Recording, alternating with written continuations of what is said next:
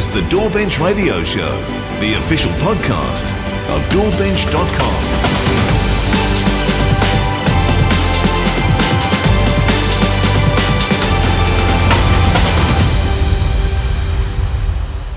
Welcome to the DAWbench Radio Show.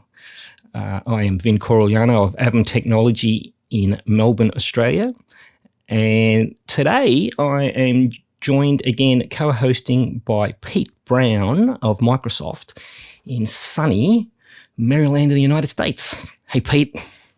Hey, Vin. And it is actually sunny today. It's nice.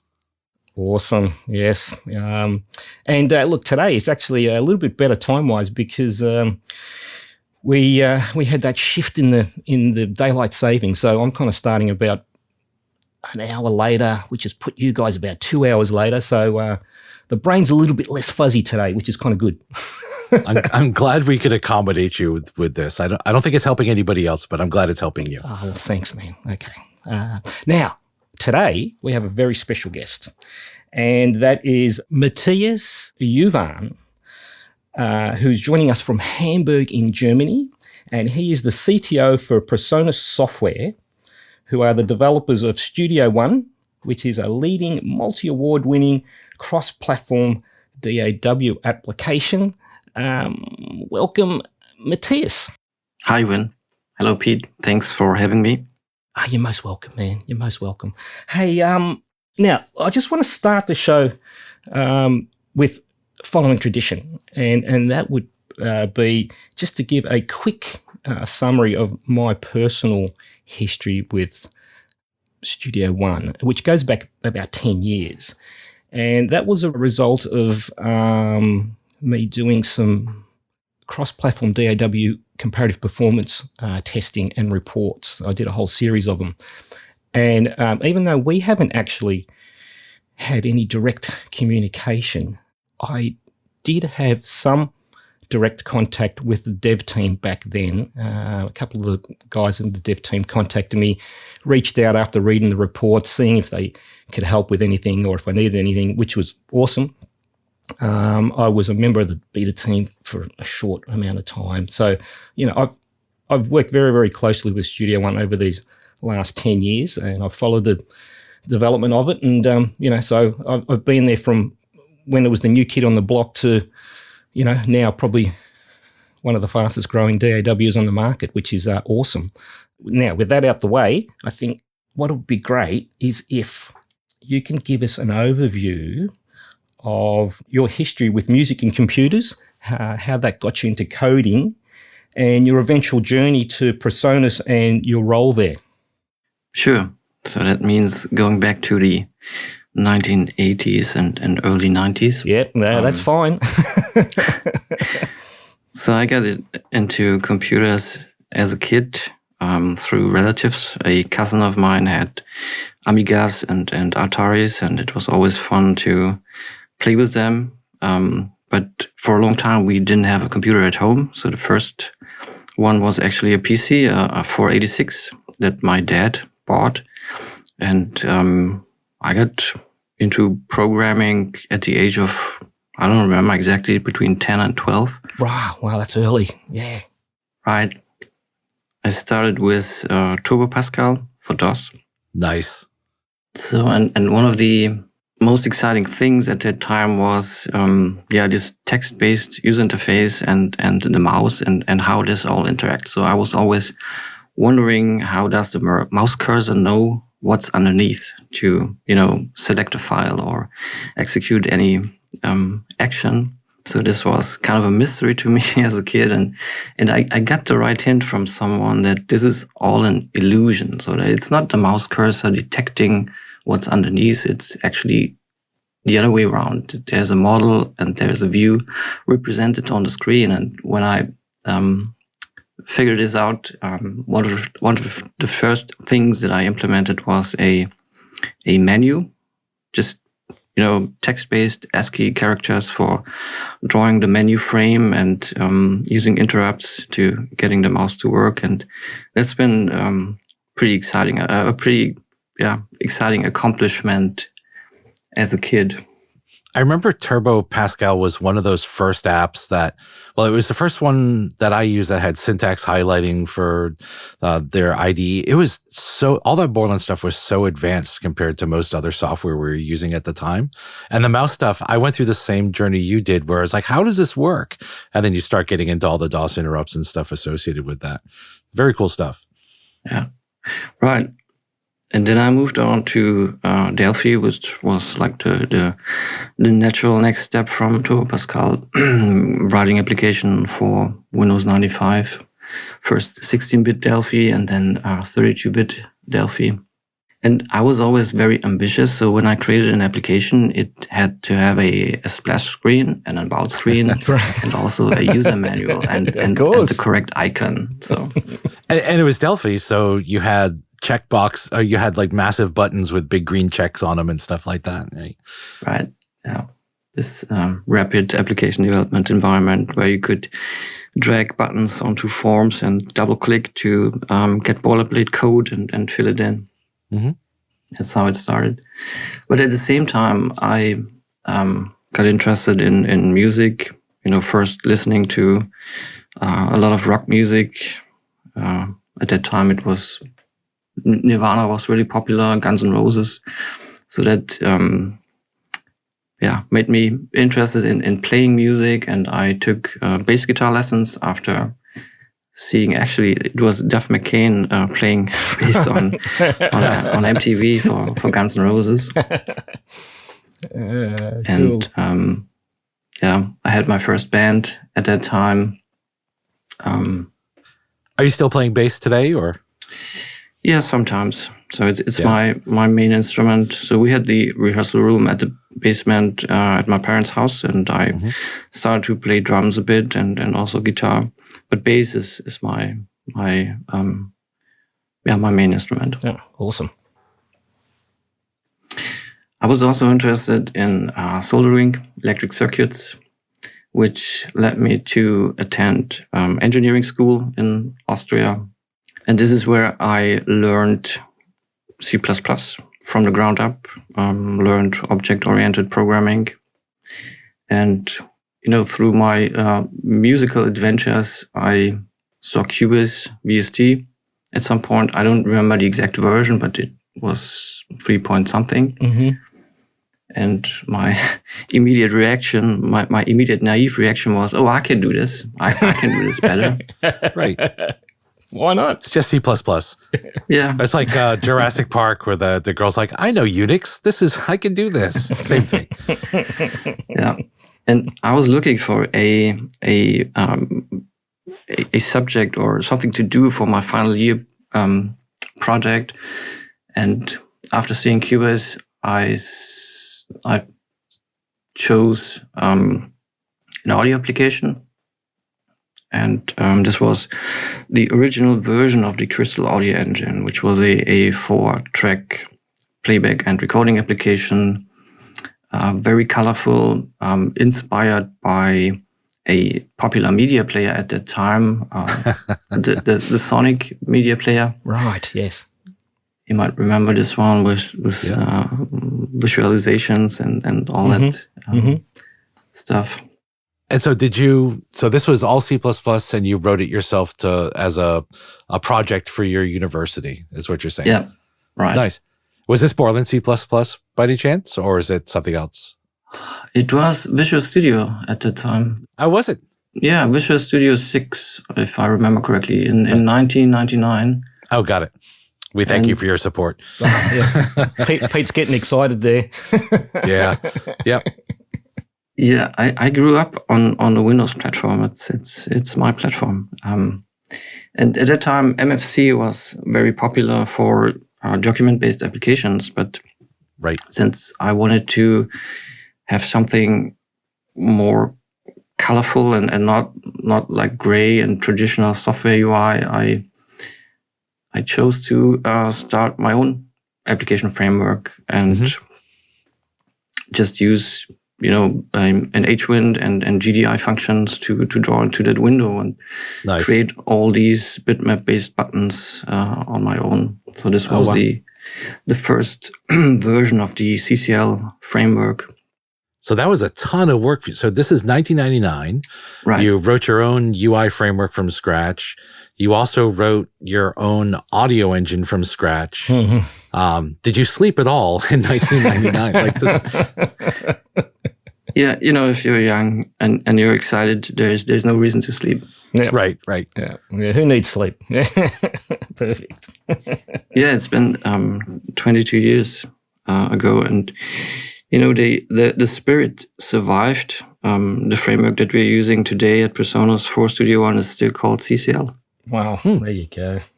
So then I finished with a degree in technical computer science, and I remember sending out 3 job applications. One of them went to Steinberg, who was at the time looking for developers. The company was growing. They planned to go public as a company, which didn't happen for various reasons. But it was a great time to join. And they invited me to Hamburg. They paid the trip, and a couple of months later, I started my very first job as a software developer at Steinberg in the so-called creative tools team. Mm-hmm. And what year was that, Matthias? In 2000. 2000, right. Okay, awesome. Yep. It was a great time to get into software development, right? That was the sweet spot time-wise. Mm. Yeah. So the first applications I worked on at Steinberg were Clean and My MP3. Yes, I remember that. If you might remember those. Yes, I do. But I also did a lot in the cross-platform framework at Steinberg. I've implemented the XML-based UI definition language. I wrote the COM interfaces that are now part of VST3. So what's called F-unknown at Steinberg and iPlugin base. It's all stuff that I did at the time. I got involved with VST version 2 when we made it ready for 64-bit platforms and also double precision processing. Right, and that was that when the code base was merged with Nuendo, Matthias? Was that around that SX2 Nuendo 2, or are we talking earlier? Yeah, when I started, the team was working on Nuendo 1.5, so Nuendo was released already. Yep. And a while later, they started with the first QBase version, QBase SX. Yes. Which was based on the Nuendo platform. Mm-hmm. And my contribution to QBase SX, besides the framework stuff, was the original Step Designer MIDI plugin. Right. So a simple step sequencer. Would you say that's the thing you're most proud of that you put in there, or is there something else that you still look back at fondly? Yeah, I think I'm more proud of the framework stuff that I did. Yeah, because that influenced all applications at that time. All right, so what's the piece that you look back at and you've removed your name from all the comments in the code and made sure nobody knows who wrote it? I don't know if there is such a thing. Of course, it's if you write something for the first time and then you write it a second time, you can always improve. And yeah, for me, I did many things at Steinberg for the first time because it was my first job, and I learned a lot. It was exciting to meet creative engineers, creative people, and it's been a very important experience for later on. Something that, I could use. I could apply knowledge that I could apply for what became Studio One ultimately. Yeah, what a great way to start off. Yeah, definitely. Yeah, yeah. I've stayed at Steinberg for 6 years. After QBase SX, I was part of the Hellion team for a couple of years. I was involved in Hellion version 2 and version 3. So as I said, it's been very exciting. But Steinberg went to changes. First acquired by, what was the company's name? It started with a P. Yeah, Pinnacle Systems. Pinnacle, right? That's right. Yeah. And then being acquired a second time by Yamaha. So I experienced the first period with Yamaha. But, I always wanted to have my own company, and so I had to make a choice and move on. So, Matthias, let me ask you this question that comes up a lot when I'm talking to new software developers. So you went out of school and right into Steinberg, but you already had some experience building audio applications. Like, did you? A lot of the difficulty in learning to build audio apps is understanding the algorithms and the processes that go. It's not the programming so much. Like, did you learn that stuff at Steinberg, or did you bring that in from elsewhere, or did you just kind of all grow as a team? Like, how did that work for you?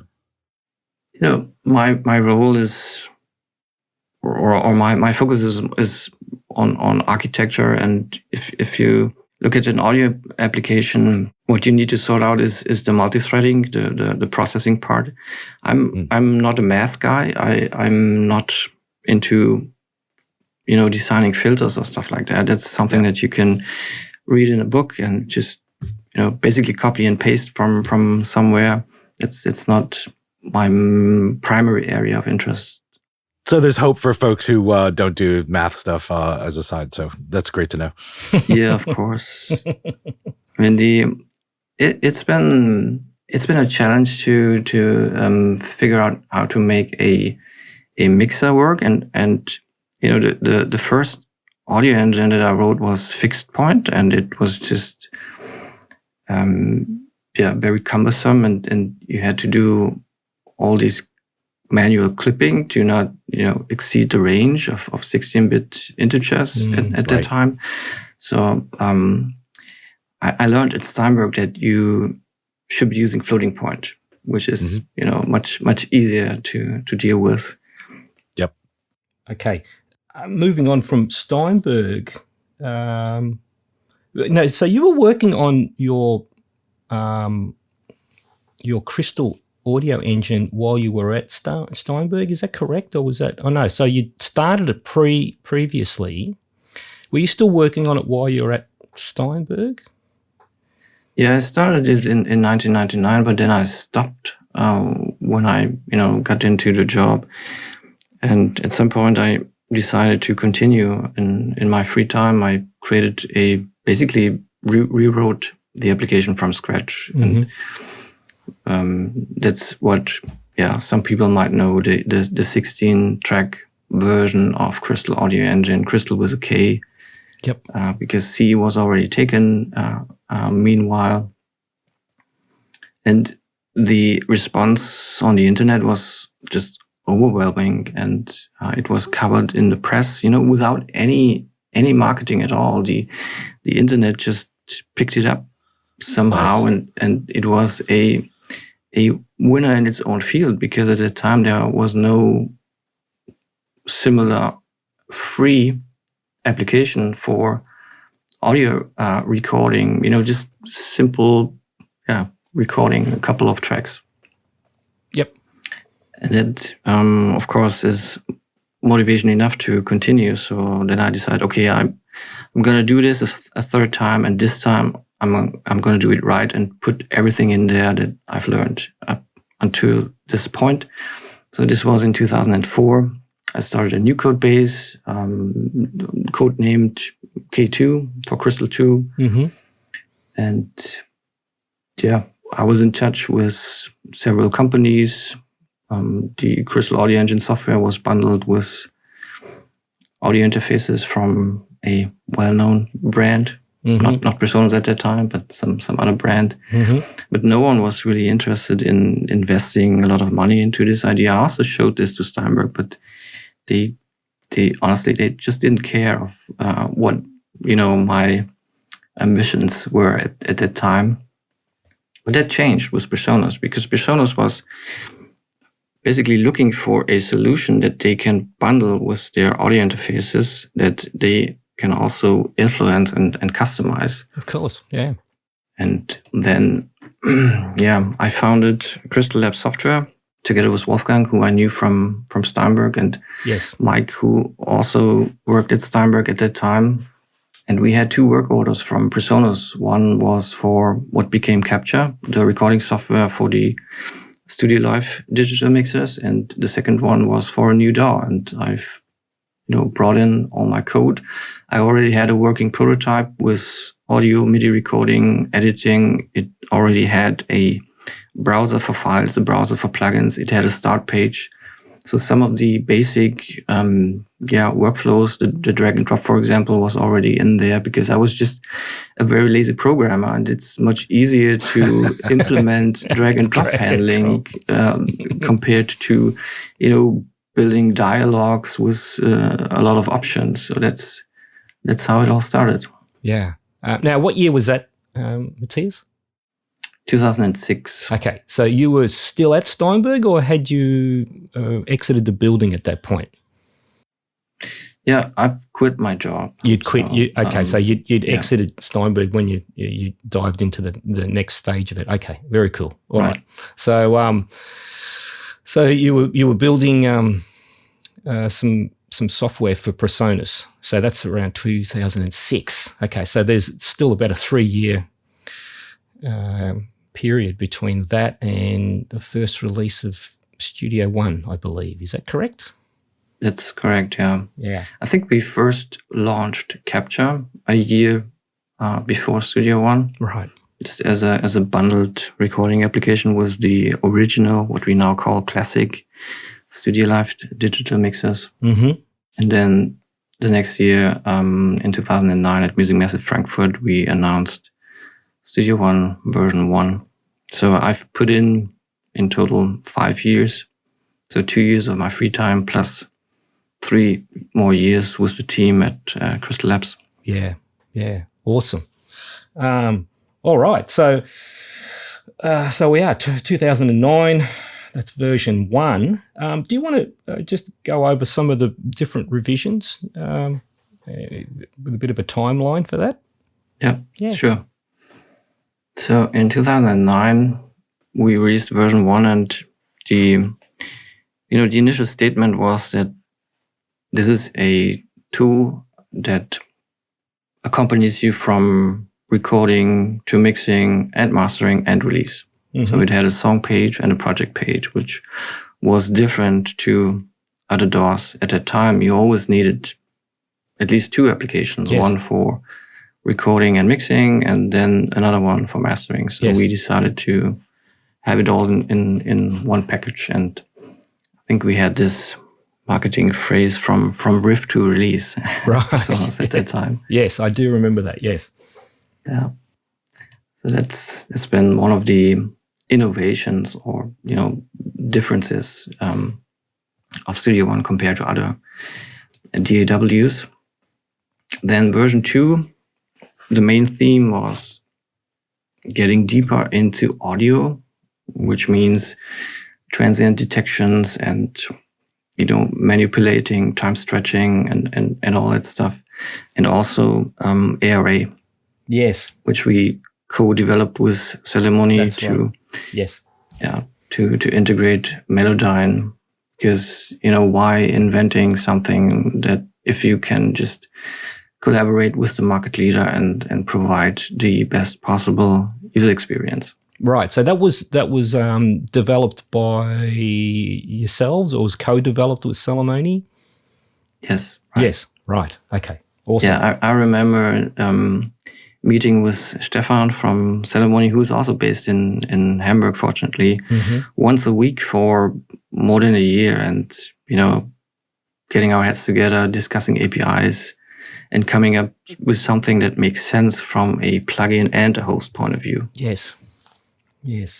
Now, has that been licensed to other DAWs as well, or is it still just something that's exclusive within Studio One? I had a thought that ARA had been licensed to other DAWs as well, or maybe I'm mistaken. Yeah, it's royalty free. Meanwhile it's supported by Logic, by Cubase, by even Pro Tools. Right. Okay. Awesome. Right. Okay. So I wasn't mistaken. There you go. All right. Okay. So where are we? Version 2. And then you had some changes moving into 3.5 as well. Do The company changed at that time. So around 2012, the responsibilities changed, the team changed. Wolfgang left the company, Arndt joined the company, Mario joined the company, another developer from Steinberg, for example. Right. And we basically took responsibility for all software at PreSonus, including universal control, all the lower level frameworks, protocol implementations, the UCNet protocol that we use to remote control digital mixers, which is also used to remote control Studio One from the iPad app. So we transformed from being the Studio One team into becoming the software team at PreSonus. Right. Okay. Yeah. And that was what year was that? Was around 2012? Is that? The transformation happened between 2012 and 2015. Right. Okay. Did you find that you were able to share a lot between all those different products, or like did that change make it easier to develop, or was it just more work for you guys? Yeah, it's a little bit of both. I mean, we are a small team. We were a small team back then, and we are still small. So the best way to survive, from my point of view, is to have as much shared technology as possible. So avoid any redundancy. And that's how we partitioned our code base. So there is a core, it's actually called the core library, that is being used on all platforms. And that means Windows, macOS, iOS, Android, embedded Linux, and various flavors of RTOSes, which are used in PreSonus hardware. Yeah, as the architecture and framework person, like this sounds like it would be perfect for you. It's a great opportunity to spread that across all those different products. Yeah, right. And also the DSP technology, the state space modeling, the fat channel with gate-EQ compressor and different models. It's the same code running in a Studio Live mixer and in Studio One as a plugin. And we implemented all these workflows where you can import settings from a mixer into Capture and then load that session in Studio One, and you get all the channel settings with EQs and compressors right in your channel strip in the DAW. Interesting. So the Studio Live mixers, are those running an operating system, or are you writing right on like ARM processors or something? Yeah, it depends on which generation. So the classic generation was primarily a Shark DSP. Yep.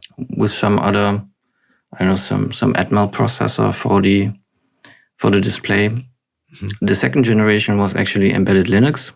Yep.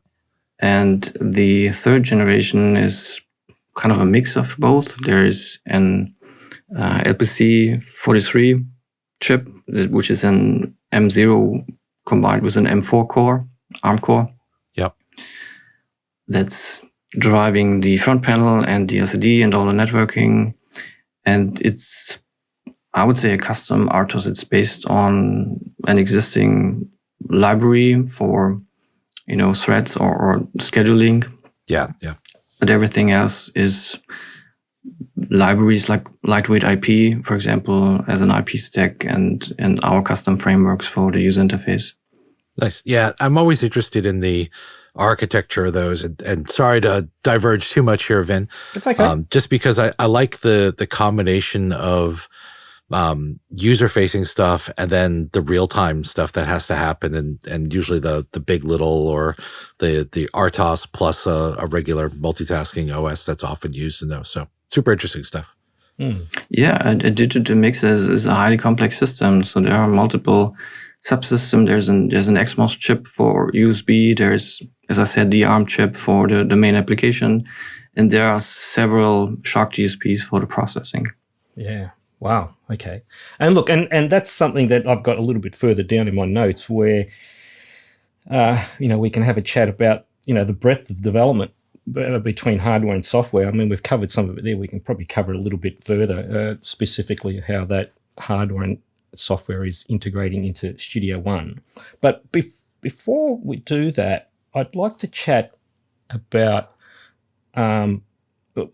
what I call staying ahead of the curve with the multicore, multiprocessing, low latency performance, cross-platform performance, and then we're going to bring out the elephant in the room with the multimedia class scheduling stuff, and also, max cores. And I think that has been an area that I've found quite fascinating with all of the developers. So I think if we can we dive into some of that, Matthias? Now, how are you guys actually dealing with the increase in multi-core CPUs and how that is affecting, the threading and the rest of that side of the application? Yeah, that also fits into the timeline. We just talked about version 2 and now transitioning into version 3. This is where... Correct, yeah, perfect. Where we introduced what you would call the hybrid engine. I think it was in version 3.5. Yes, I did a little bit of research and looked at the timeline. It was 3.5 because we had that discussion yesterday just in the pre-record. So 3.5 was the hybrid engine. So can you explain that, your approach to how you've done that? Because it's called dropout protection, from my understanding. Is that yeah, right? So can you explain that a little bit for us? Yeah, to give you some context, Studio One had multiprocessing from the very beginning, mm-hmm. and with 3.5. We also launched the Quantum Thunderbolt interface around the same time. Yes. And this interface had no built-in DSP for mixing. It was basically just an interface to get audio as fast as possible into a computer and back into the analog world. And yes, we achieve latencies around a millisecond, which is awesome. Yes, the round trip latency. Yes, yeah, yep. Which also means that we have very small buffer sizes, and you just cannot process a whole mixer with virtual instruments and all the plugins that are, typically in a DAW in this very short period of time. So we had to introduce an additional layer of latency, and actually there are 3 layers in Studio One now. There is the smallest one, that's the device buffer size. Mm-hmm. If you set it to 16 samples, we have certain monitoring features that are being processed at this very low latency, including some of the plugins, but not all of the plugins. Right. And then there is another latency layer for virtual instruments, because we noticed that even if you want to have, low latency with instruments, most of the instruments, if you look at big orchestral libraries, they are not efficient enough to really perform well at 16 samples. So no, right. There is a higher limit for virtual instruments, and then there is the biggest plug size that you can set with the dropout protection for all the playback tracks, everything that is not monitoring currently. That's not track armed or recording or monitoring. Yeah. Right, correct. Okay, so that's interesting. So you have an additional layer over what I would call the traditional hybrid approach. Okay, and that's interesting with the VIs. So, I mean, the whole thing with the whole premise of the hybrid engine is that in the past, prior, where we just basically running on the native latency of the audio interface, you would select a latency where you were comfortable playing the instrument live, which could be 3 or 4 milliseconds, depending on the person that's playing the instrument live. 3 or 4. Some people are comfortable up to 6. Anything above that starts feeling a bit sloppy. And even for me personally, anything above 6, I don't really feel comfortable with. So they'd be using that latency when they're tracking, and then when they'd get to a bit further into the session, or when they get to the mix stage, they would then raise the buffer size. And the whole premise of the hybrid engine was that you don't need to do that. You can track arm, work at the lower latency, where all the playback stuff was already playing back at those higher latencies. So that was the whole premise. My whole thing with the hybrid engines, though, and I've discussed it a few times in the show, is that I'm not completely convinced by them because they tend to kind of throw up a few variables.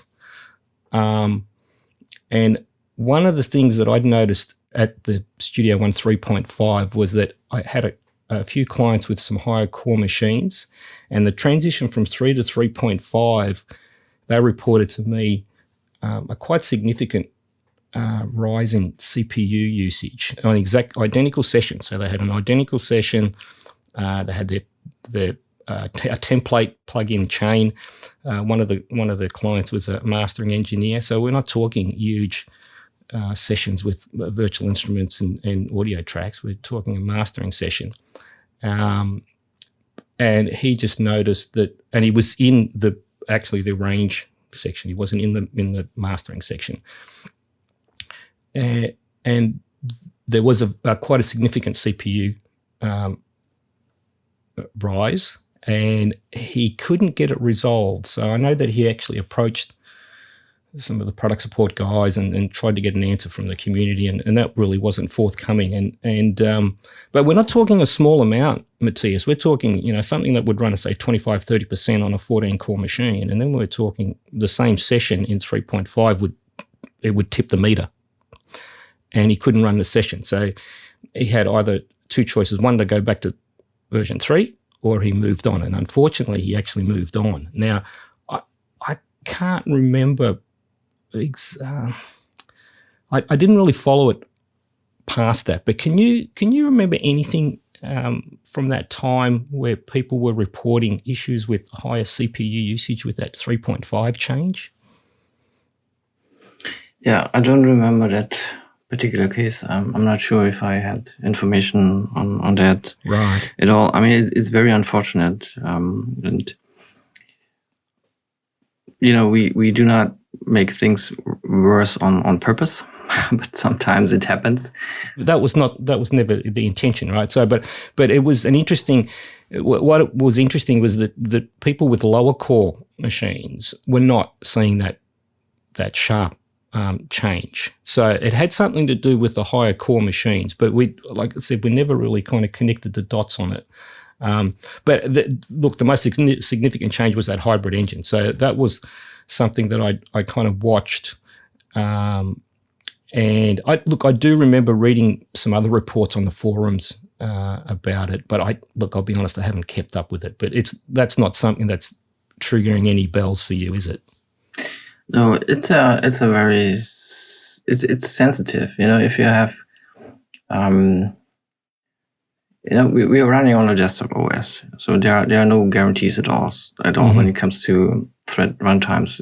We have a host application where users load plugins from various vendors, and some of those plugins are also very heavy on the CPU. For example, convolution, so everything that's based on impulse responses, and some plugins might decide to do their own multiprocessing on their end without visibility to the host. So everyone's competing for CPU time, basically, and there can be side effects. Yes, a slight change in thread priorities or thread runtimes can have an impact like this. I don't know if this particular user was playing with various settings, various levels of the dropout protection, and maybe he also ran into a bug that we had in the initial release that got fixed later on. Mm-hmm. I don't know. I mean, we would have to really investigate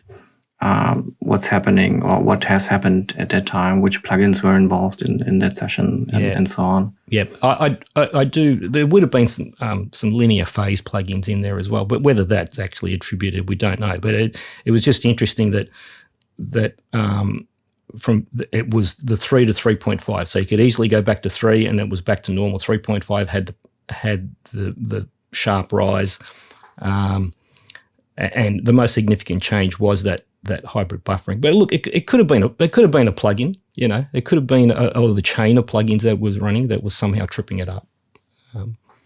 If the with the introduction of this additional latency layers, it might have happened that plugins were not processed with a bigger block size, which might have caused higher CPU load by the plugin. I don't know.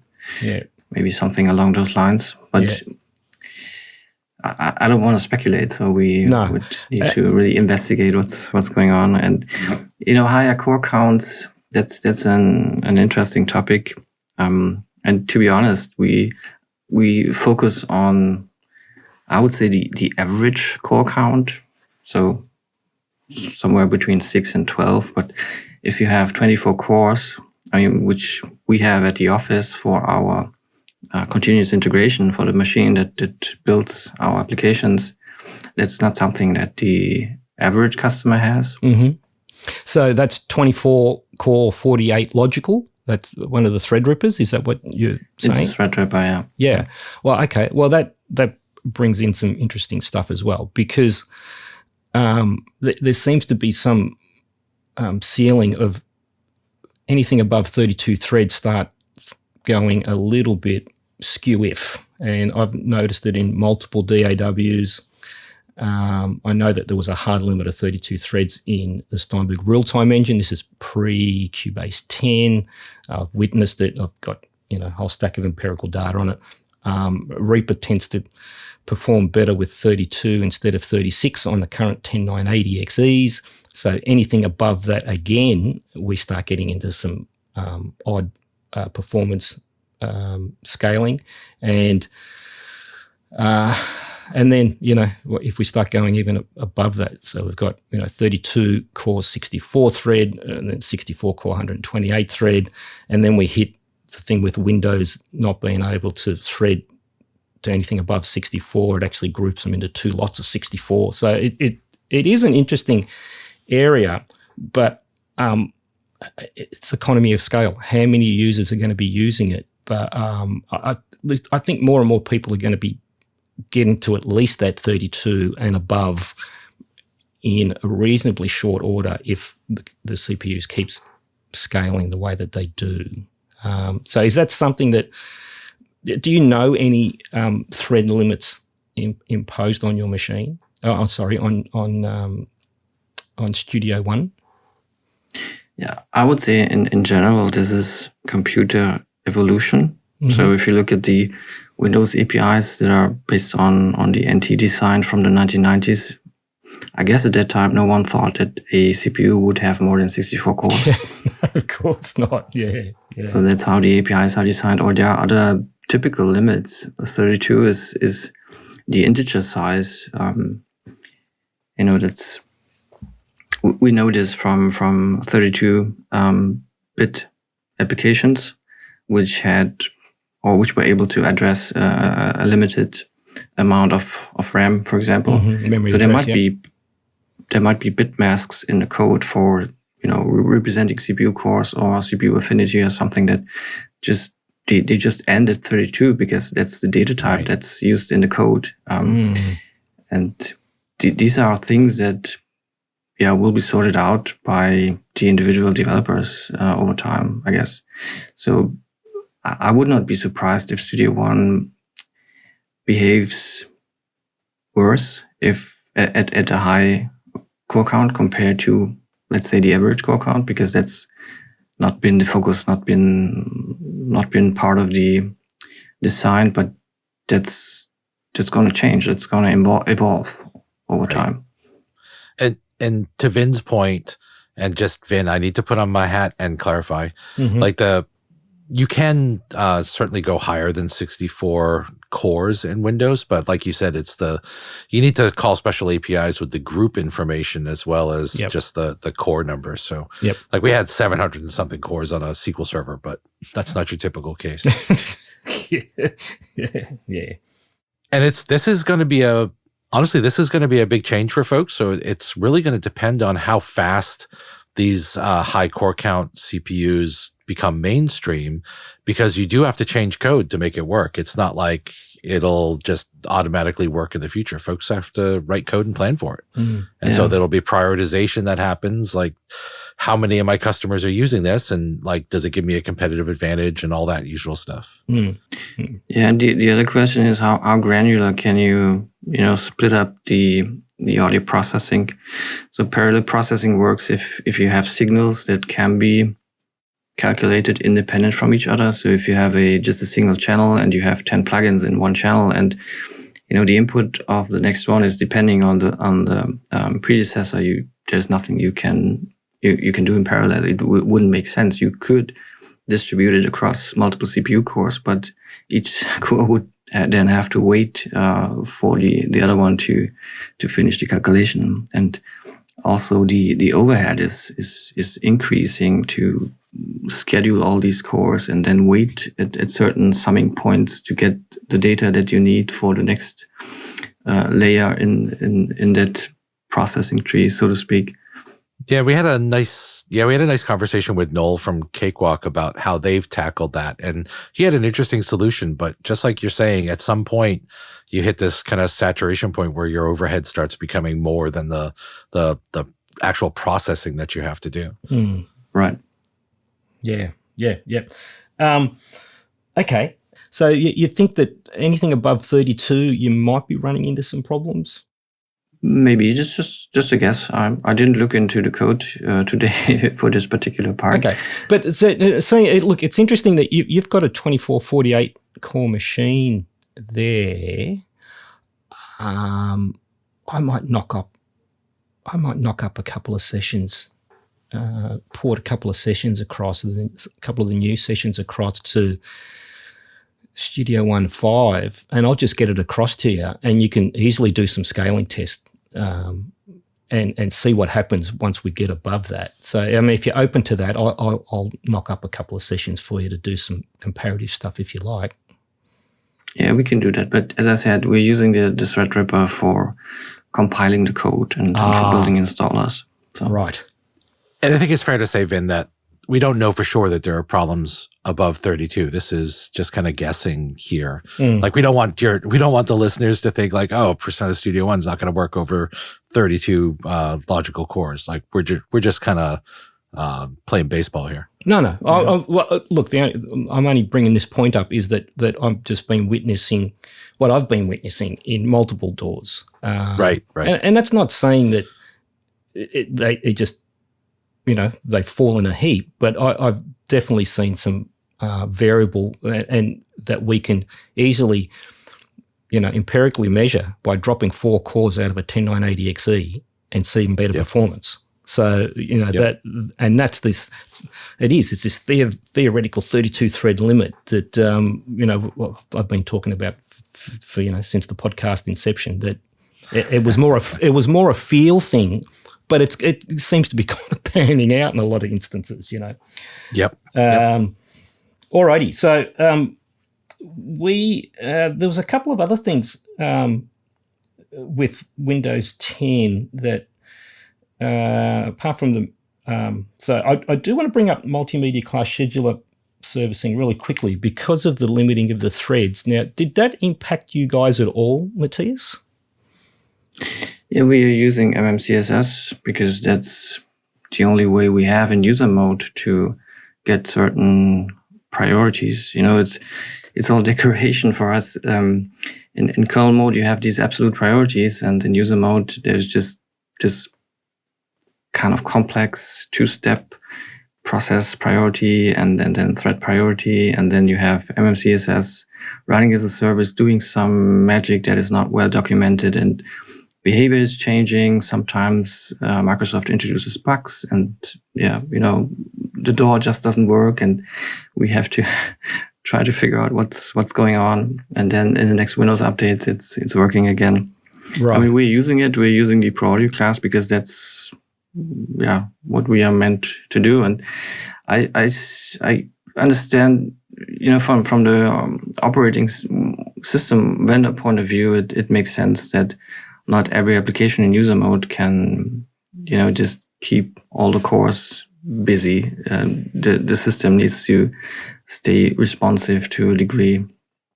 So we had our fair amount of experience with Windows 10 and quirks and MMC and CSS. Yeah. Right. So, but I'm talking specifically with the thread limit. So you didn't get any part of the code that was hitting that limit that had to be addressed, or there wasn't anything that was impacting heavily on the program with that change to the thread limit in Windows 10. So when did that limit change, Pete? Maybe you can give me some background. From Windows 7 to Windows 10, Matthias. Yeah. So what happened in Windows 10? We put a cap, which if you have an appropriate registry entry, Vin, you can get past, but it's not something we documented. Yes. We put a cap on the number of per process MMCSS threads, because that team wants the folks that are using it to use the thread pool, because apparently this can really tie up the kernel in some way that I don't quite understand. And so that was a limit that was kind of quietly introduced in 10, and several of the other DAWs have kind of bumped across it. If you guys haven't yet in Studio One, then we can chat offline and see if we come up with a test case that shows if it is or is not a problem, and then what to do about it. Yeah, we should do this offline. I don't recall. It would be your audio. It would be your audio engine folks that would run into it, I would think. Yeah. Well, it hits the limit once we get above 6-core 12 logical. It's actually 14, but there's no 7-core 14 logical CPU. So I say anything above 6. So an 8-core CPU, 16 logical would be where you would start seeing the problem, if there is one. But look, if it isn't something that is throwing up red flags, that means that whatever dependency you have on the MMCSS priority, you are not seeing any significant problems, which is a good thing. Now, FLS slot was another problem within Windows 10. Now, Pete, you got that fix across the line in 1903? I think it was 1903. Yeah, 1903 with a patch, 1909 in the official build, right? Or something like that, yes. Yeah. So what was interesting here, Vin, is that I was reaching out, and this, you were heavily involved in this. I was reaching out to the DAW companies at the time, and telling them about this limit that they needed to keep in mind. And here's what we expected you to do to try to reduce it. And it had to do with recompiling things and not statically linking a runtime and whatnot. And Studio One was the first one to come out there, and suddenly, before we put the fix out, Studio One had greatly lowered their slot allocation as part of the DAW in one of the releases that went out at that time. So that was one, I was impressed that it happened so quickly. But Matthias, do you remember what you all did there for that, or were you involved in that part? Yeah, I remember that.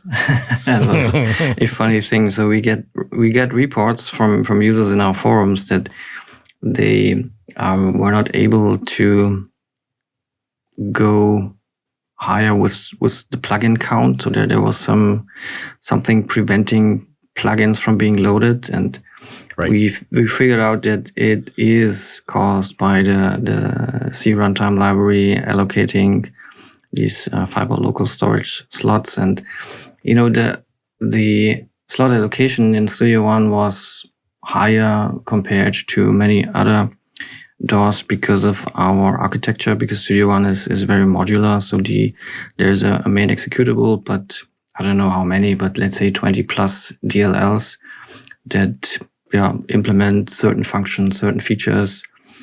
And each one of those DLLs was linking the runtime library statically, because, we did not want to have this redistributable installer. It always leaves a bad impression if this UI appears when you install an application.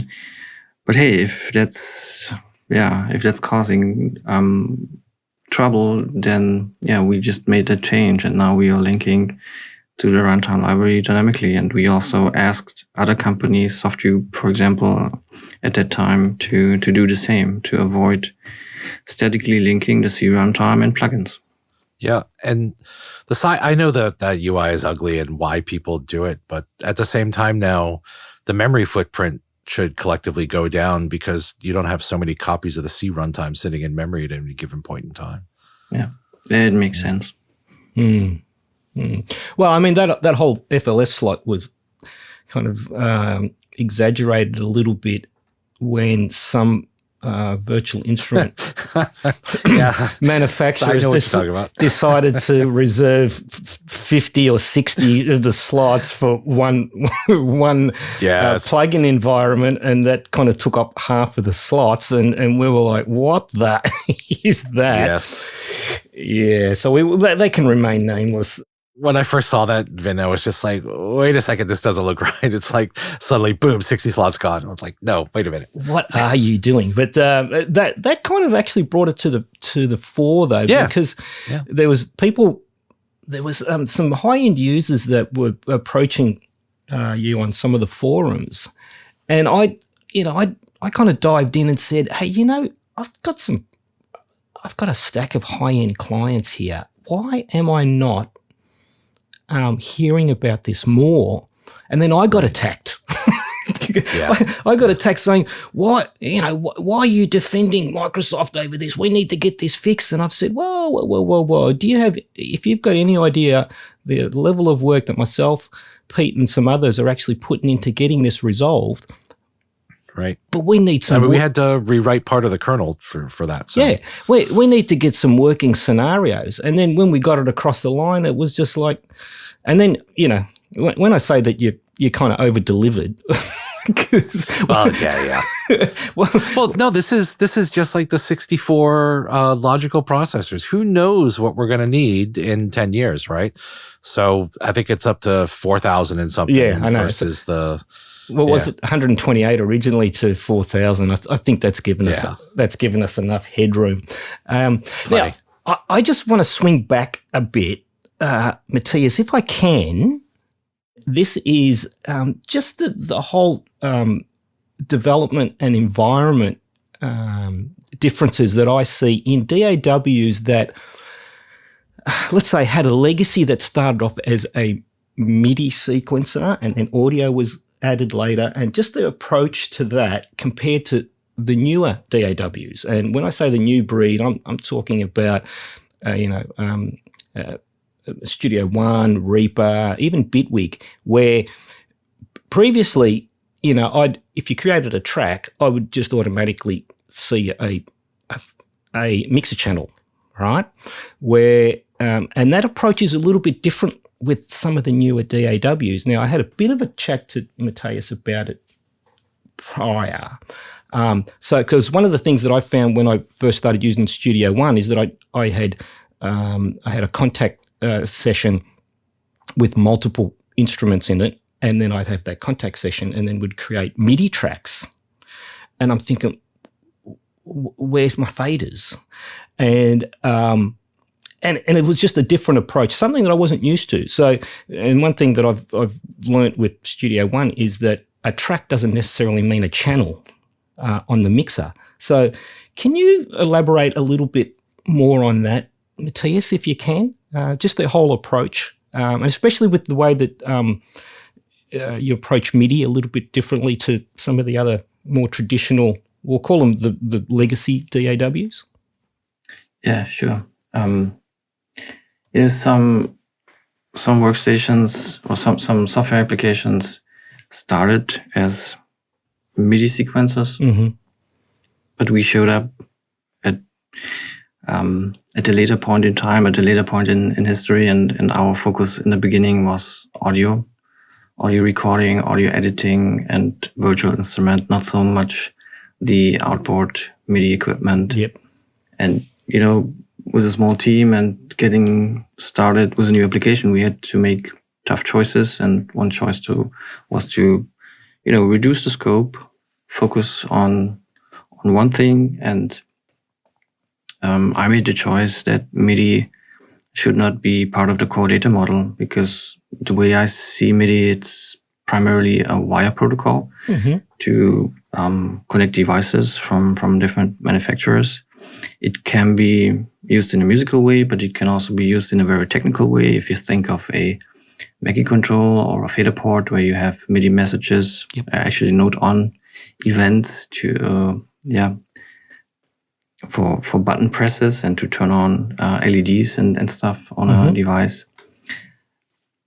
So the mixer in Studio One is an audio mixer. You have audio channels. If you create an instrument track, which is the term that we're using, we do not have MIDI tracks at all. We have instrument tracks where you can record and edit musical data, which is notes and controllers. And this data can be transformed into MIDI, or it is transformed from MIDI into our format at the input, and then transformed back depending on who's connected. We support external MIDI devices, then we transform the data back into MIDI. If it's a VST3 instrument, for example, we just transform it into the format that the VST3 API expects, which is similar to MIDI, but it's not the same thing. And if you create an instrument track, it's a source that you can connect to an instrument that then would create a sound. And as soon as you connect it, the instrument will have an output, and this output will show up in the mixer. Right. Same for external gear, which we added in version 5. You can treat an external synthesizer almost like a virtual instrument now. In the most recent version, you can associate aux channels, which have an audio connection for the return signal. And if you drag that object in, it will create the mixer channel. And you will have a fader, but we do not have the MIDI channel fader, which would either impact the event velocity or send MIDI CCs for volume to the output. That's something that we do not have. Okay. Yes, and that was, that was the difference that I noted very, very early on, and that's a perfect explanation. MIDI in the way that you've just described it was very much a legacy thing coming from those earlier sequences that had it embedded. But look, that makes a lot of sense. So if you're dealing with an external instrument, and so now you create, so what do you create an instrument and then assign it like a MIDI in and out, and then you can name it whatever, Jupiter 8, for example, right? Yeah, right. And then that instrument, when you create an instrument track, you can call that up as like a virtual instrument, kind of. Am I close? Yeah, you're close. You have the browser on the right-hand side in Studio One where all the instruments are listed, and in version 5 there is a node at the very top of the browser for external instruments that you can set up and name and associate the MIDI ports. And then you can drag it in, and as soon as you have it in a song or in a show, which we also have now in version 5, you can associate aux channels to it, because the mixer is always document based. So there is no global mixer in Studio One. It's each document has its own mixer. So, and then you can associate these audio connections and save that as the default preset. And then next time you drag it into a different song, you will get the exact same setup, and your instrument is ready to go. And here I've been using it wrong all along. It sounds like. Good. I could just hear Pete going. You hear the gears spinning. Hang on. What I always do is I have an instrument track, for the MIDI, and then I have an audio track for that I map to the audio inputs coming from that synthesizer. And they're separate. I just shove them in the same folder in the track list. Yeah, I remember when you were explaining that to me, Pete. And seriously, I'm sitting there with deer in the headlights, going, "What?" I'm just like, couldn't get my head around it. Think of all the work I could be saving myself. So yeah, okay. Well, look, my first thought, just listening to Matthias, then was, "Hang on, Pete's got 30 odd." Physical hardware synthesizers. I think this might actually be a benefit to him at some point. I've got 96 inputs on this thing, right? So, wow. Okay. I really need to learn my DAW. Yeah, I mean, it's a new feature in version 5. So good. We noticed that people are using more and more outboard gear again, and we know that this is a depth, so to speak, that we had to deliver. We had to catch up and provide a better integration for that. Yeah. Okay, I'm so glad that's a new feature and not this really obvious thing I've been missing for years. There you go, Pete. So you've got to catch up on RTFM, mate. You got to do the RTFM. Yeah. Yeah. Oh, there you go. Well, that's awesome. All right. I think what I want to have a bit of a chat about now is that, and it's not specifically Studio One, but it actually does integrate Studio One, is that PreSonus as a company is in a pretty unique position where you're not only developing the software, but you have all of the hardware side as well that you are integrating within the software. So, yes, you can use the interfaces and other DAW applications, and they work very, very well. But there is that you have got another level of integration there with the hardware and all of the software. Can you have we kind of touched on it earlier. Can you have give us a bit of an overview on that, Matthias? Just the actual extra level of integration that you have between the hardware and Studio One itself, even like the controllers, the fader controllers, the name escapes me now, but they run in a native protocol in Studio One over the other DAWs, or are they all still running on Mackie Control, for example? Yeah, the MIDI control devices, yep. They typically have an emulation layer in firmware to mimic the Mackie control protocol, but There's also a native protocol that's documented, and there are integrations for other DAWs as well. So it's not the Studio One protocol, it's just a protocol that is suited for the front panel of a particular device, because Mackie control protocol is, it works for something that has 8 faders. If you need more, then you need to have multiple units. It's a bit dated, but it's supported by many applications without changes. So that's why we have this emulation layer in firmware. But if someone wants to do a deep integration, there's always a native mode that we document, and we provide help if a third-party developer wants to integrate that. Okay, so that's interesting. That's for the controller products. Right. But for the audio interfaces, that's part of the ecosystem initiative that we started in 2012 to integrate hardware and software. So we came up with the UCNet protocol that is like the universal language in our ecosystem for software applications and firmware to talk to each other.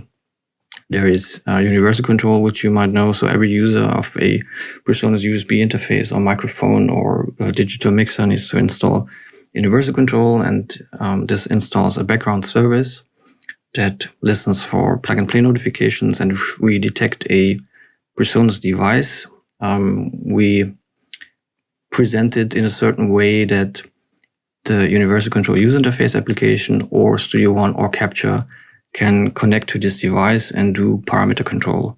Because the DAW, if it's just using Core Audio or ASIO or Windows Audio, we don't have any information about the device that's connected. We just have a list of input and output streams, and we have universal control running with a service process and background that also tells us if a PreSonus device is connected, and we try to match the information from both sides and provide parameter control, for example, for if you have a remote control over preamps, or if you have a phantom power switch, that's all nicely integrated at the right spot in the Studio One UI. And the way to make that happen is, it's actually pretty complicated, as I said, because we get this limited information and then we get this other piece of information, and devices might be aggregated. So we have a flat list of many inputs and outputs, and then we have to split it up again into the individual units and then make the UCNet connection that allows us parameter control. And this goes this also includes remote control of DSP effects running in the unit. So the fat channel, for example, you get the same UI for the native plugin and for the DSP version that's running in the box. Wow. Okay, that's cool. Very cool. Yeah. All right. Okay. So, was there anything more that you wanted to talk about with the hardware integration, Matthias? I think we covered earlier that we support data import, channel settings from the mixer via Capture and Studio One. So that's already covered. All right. So we can probably move on. I think one question that I have got, and it's kind of a bit of a tentative one. Studio One's ongoing development. What's new and exciting, and if appropriate, what's coming. Now, I know you guys have just released Studio One 5.2, and there's a stack of new features in that. Do you want to just give us a bit of an overview of some of the new features that were introduced in 5.2?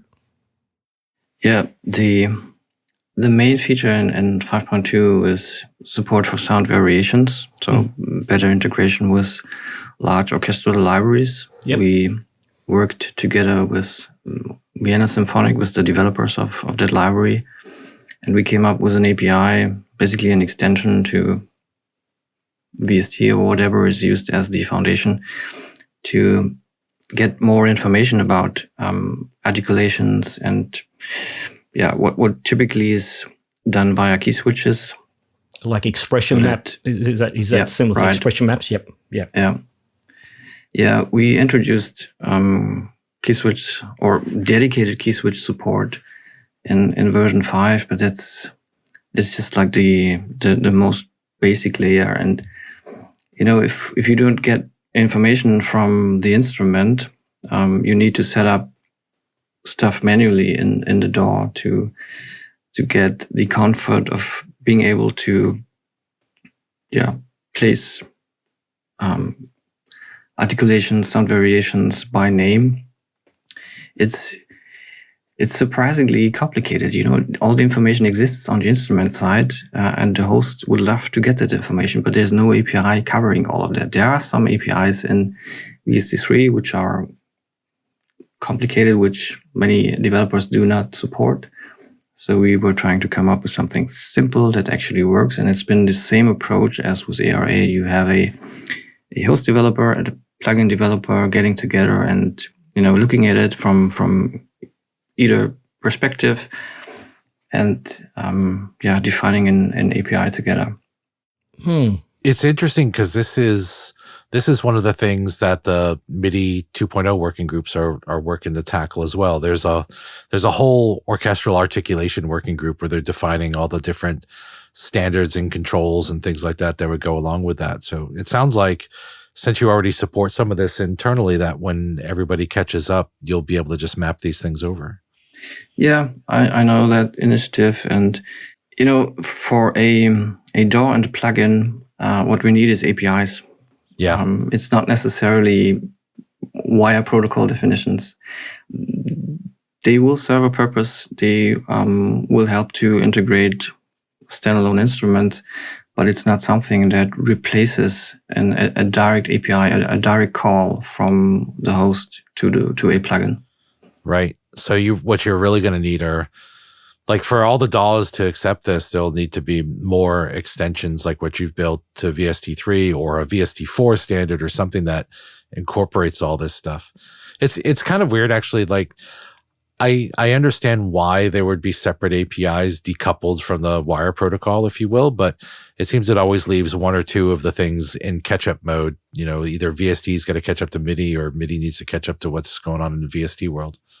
Yeah, currently MIDI is trying to catch up and trying to be irrelevant again, to be honest. That's maybe we should cut this, but that's just hey, I'm on the board for MIDI, so watch what you say.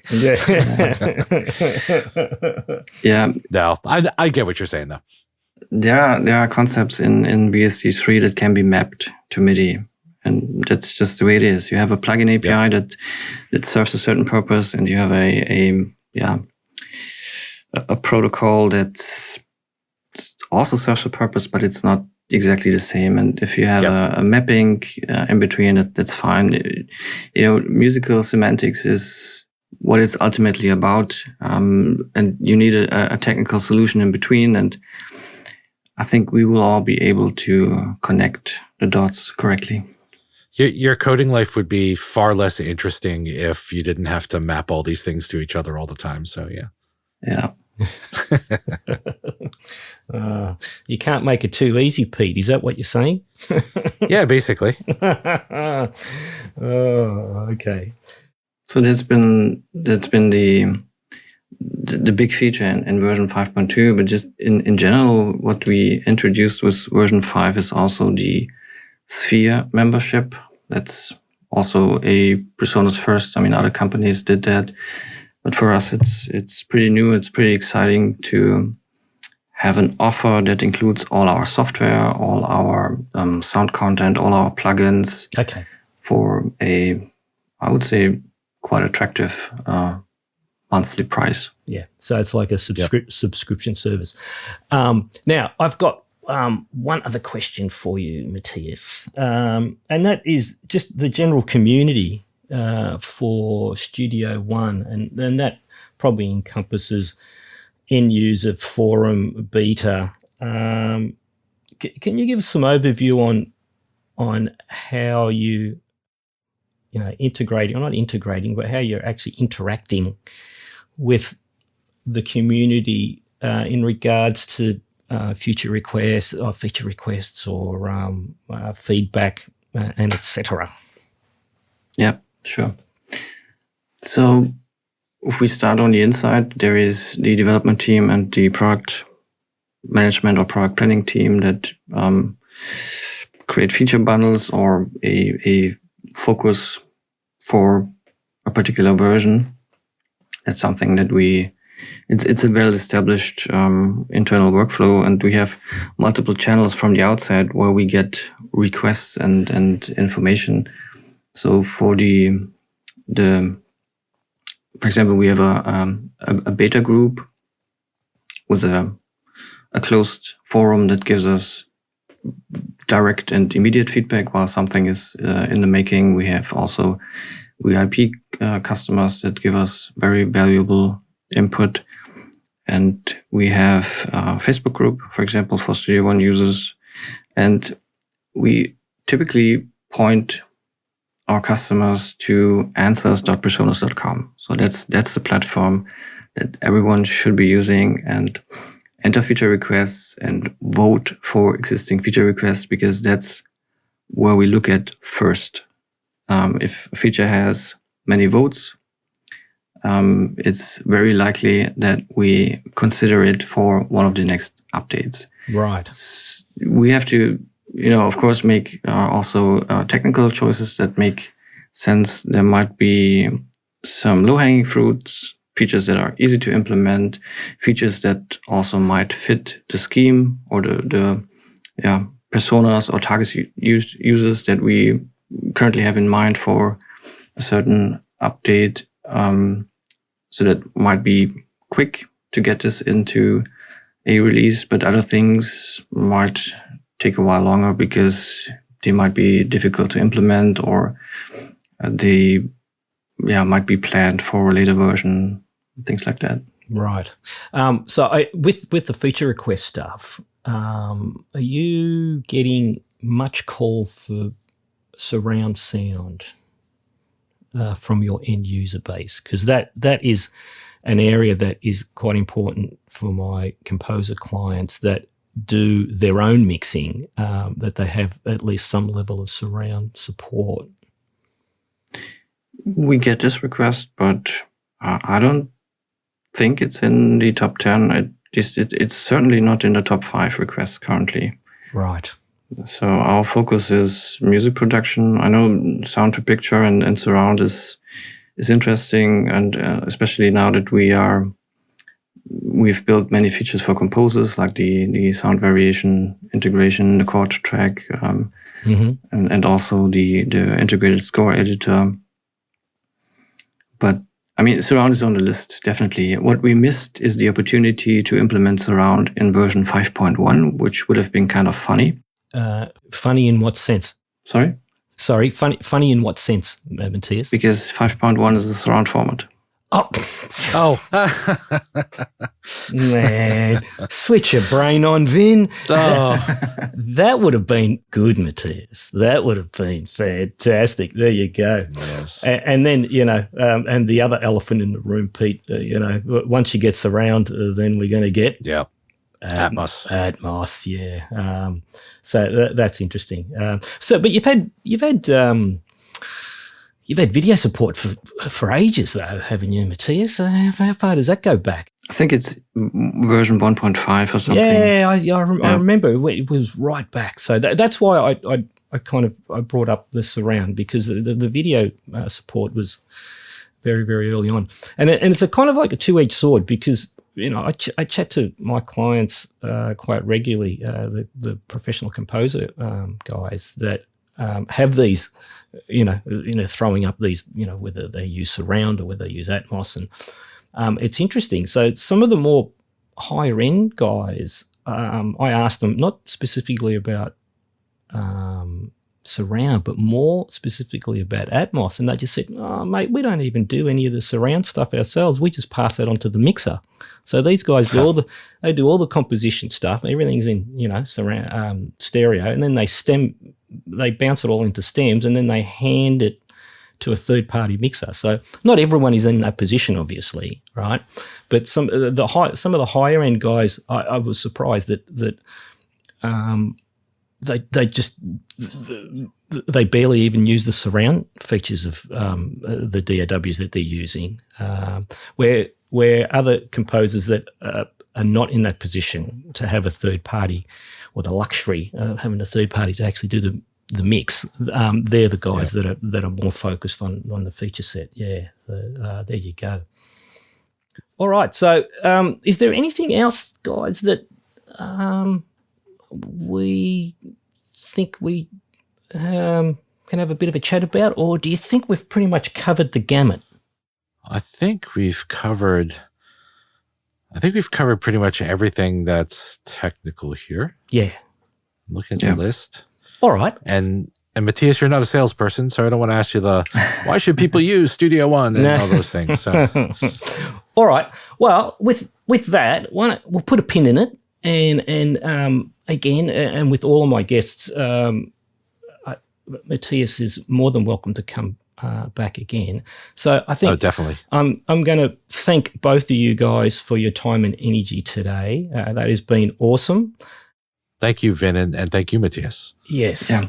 Thank you guys for having me, and thanks a lot for the invitation. Oh, no, not a problem at all, man. It was my pleasure, our pleasure. Okay, and thank you to everyone that has actually stayed with us till the end. On to the next.